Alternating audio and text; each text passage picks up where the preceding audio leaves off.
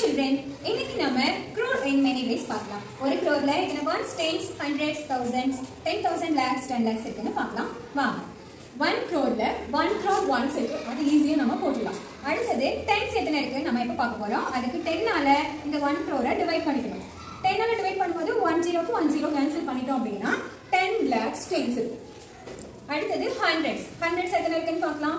அதுக்கு 100ஆல டிவைட் பண்ணனும். இன்னொரு 0 கேன்சல் பண்ணிட்டோம் அப்படினா lakhs hundreds 1 crore-ல lakhs hundreds இருக்கு. அடுத்தது எத்தனை 1000 இருக்குன்னு பார்க்கலாம். 1000 அப்படினா 1000 30 போட்டு 30 கேன்சல் பண்ணிடணும். மீதி இருக்கிறது 10000 10000 1000 இருக்கு 1 crore-ல. அடுத்தது 10000 எத்தனை இருக்குன்னு பார்க்கலாம்.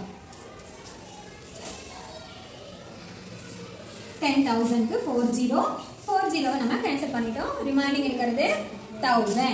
அப்ப 1000 10000 இருக்கு 1 crore-ல. lakhs எத்தனை இருக்குன்னு பார்க்கலாம்.